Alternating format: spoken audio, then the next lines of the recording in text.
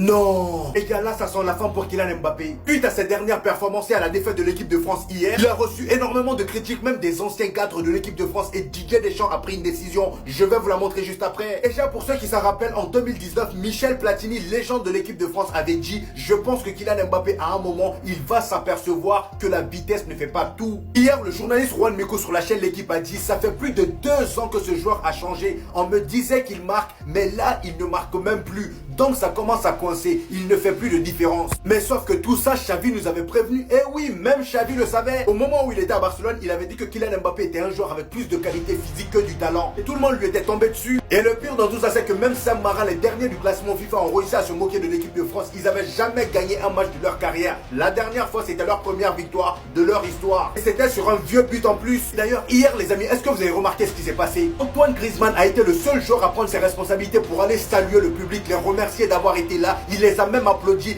malgré tout ce qui s'est passé les amis. Et pendant ce temps, le capitaine il est où? Dans l'autre groupe. Voilà, lui il est rentré chez lui tranquille. Il s'en bat les reins. Je sais même pas comment ils ont fait pour lui donner ce brassard. Parce que Griezmann les gars, c'est le capitaine naturel et ça on le savait depuis longtemps. Maintenant voici les retombées. D'après le média L'équipe, Kylian Mbappé sera remplaçant lors du match face à la Belgique. Pour l'instant c'est pas officiel, mais il y a de fortes chances qu'il le soit. En plus de ça, Didier Deschamps risque de faire tourner l'effectif.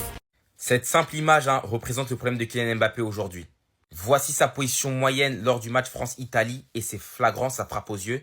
Il est censé être neuf dans la composition et pourtant il passe tout son temps dans le demi-espace. C'est-à-dire qu'il joue ni dans la pointe, ni en tant qu'ailier. Parce qu'il y a Barcola aussi. Lors des 20 premières minutes de jeu, il a pourtant pas été mauvais dans cette position, beaucoup d'envie, ça combine beaucoup avec Barcola et on a eu quelques occasions. Mais le problème c'est qu'à terme tu ressens clairement qu'il manque quelqu'un dans cet espace-là, qu'il manque quelqu'un en tant que neuf. Parce que là, limite, il joue limite comme un 10. Alors qu'il n'a pas vraiment les qualités pour ce rôle-là. Et il n'a même pas aussi les qualités pour jouer en tant que neuf. Voilà, c'est pas un bon point de fixation, pas très bon pivot. Il a du mal à poser un vrai défi physique aux défenseurs. Parce qu'il n'a pas le profil.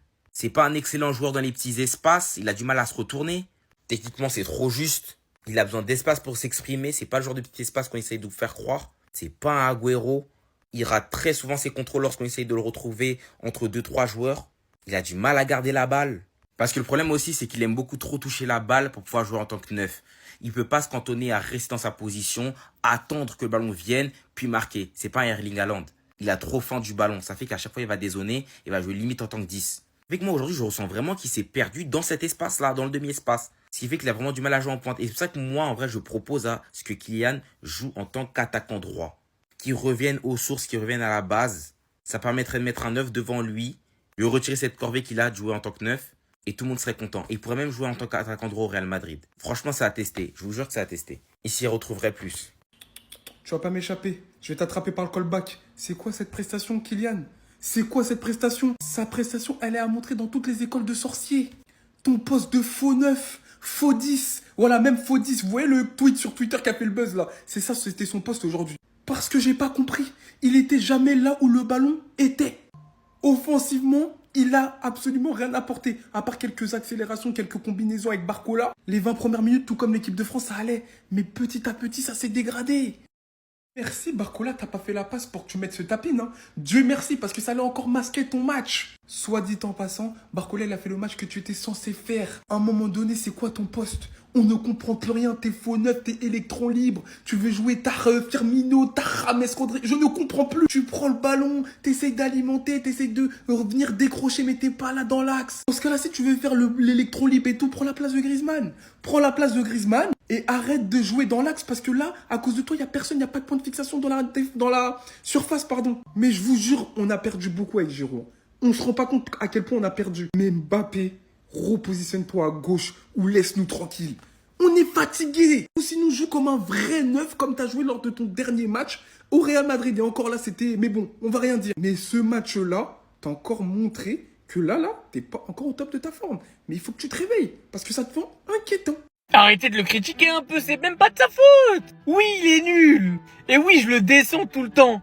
Mais quand est-ce qu'on va donner la vraie responsabilité aux vrais responsables? Didier Deschamps, Carlo Ancelotti, mais en vrai, je sais qu'il le voulait pas, donc c'est pas lui le responsable.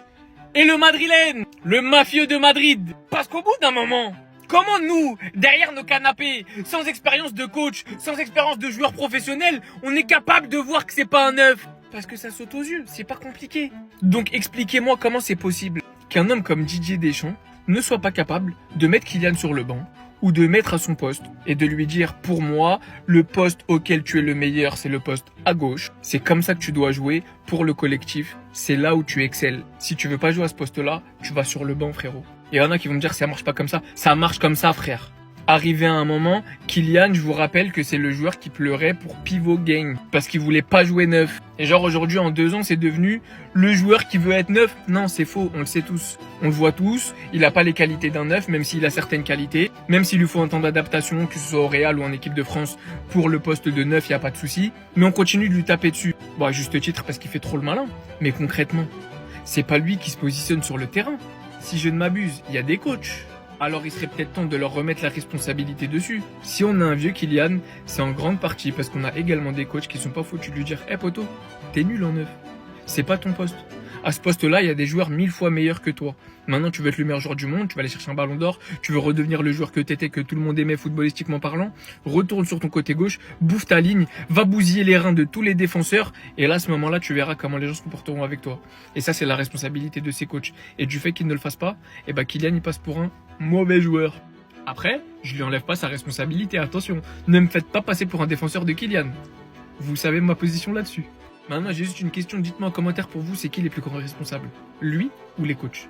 T'es nul, tu ralentis le jeu, tu sers à rien, tu sais pas jouer numéro 9, appui remise, tu sais pas faire. Tir pied gauche, tu sais pas faire, tir pied droit, tu sais pas faire, jeu de tête, tu sais pas faire, tu sais faire quoi? Depuis l'Euro, j'ai vu la lumière et tes haters avaient raison. T'es qu'un sprinter, le sprinter de mon 10, ça ton blaze. Je veux m'énerver, hein, mais là ça devient inquiétant. Au nom de Dieu, je parle sérieux, c'est inquiétant. T'étais le chouchou des Français, t'étais comme moi, t'étais un membre de ma famille. Pour toi, je faisais des 1500 km. Tu mettais des triplés en finale de Coupe du Monde. Comment c'est possible d'être aussi... T'es gaze, genre t'es nul. Et les Français qui supportent le Real Madrid en souffrent. En souffrent. Je veux bien que le poste soit compliqué, mais toi t'abuses. Contrôle de balle, c'est pas faire. Semelle, c'est pas faire. 1-2, c'est pas faire. Reprise de tête, tu fais quoi? T'as tout essayé pour toi. On te défendait. Ouais, ça va venir avec les matchs. Ouais, finalement, il a marqué, il s'est libéré. Mais en fait, non, t'es juste devenu nul. Tu sais ce que c'est nul? Genre toi t'es nul. T'es pas 9, t'es pas 10, t'es pas ailier, t'es pas faux 9, t'es pas pivot. Pivot gang tu boudes. T'es quoi? Et là demain j'ai 5 avec des gens de ma ville. Je préfère me prendre que te prendre. Je préfère me prendre comme d'écrire ça. Là, moi, joueur de district, j'ai plus confiance en mon karaté que confiance en ce mec-là. Ce mec-là qui a mis triplé en finale de Coupe du Monde. Ce mec-là il n'avait pas le baccalauréat, qui plantait en Ligue des Champions face à Manchester City. Et puis les gars, hein, dites-moi dans les commentaires c'est quoi la solution. Non, parce que ça suffit, on a vu, devenez nul, on a compris. Mais c'est quoi la solution maintenant? Quoi, Créer, il doit prendre sa retraite, c'est bon? Coupe du Monde 2022, c'est à partir de là que le destin de Kylian Mbappé a complètement changé. J'ai l'impression que Lionel Messi l'a complètement enterré à ce moment-là. Lorsqu'il est revenu au Paris Saint-Germain, c'était plus le même homme. Alors oui, il y avait des prestations par-ci par-là avec le Paris Saint-Germain, mais plus on avance, plus il y a eu un niveau qui a régressé au fur et à mesure. On l'a vu de façon drastique, que c'était plus le même homme de cette Coupe du Monde, lorsqu'il a porté l'équipe de France, lorsqu'il a été influent en termes de jeu. Et là, ça me fait profondément mal. On a l'impression qu'il est complètement fatigué, exténué par tout ça. Et par pitié, Kylian Mbappé, reviens à nous. Surtout que là, tu portes l'emblème du Real Madrid, tu joues pour le Real Madrid. Reviens à ton niveau prime à ce moment-là.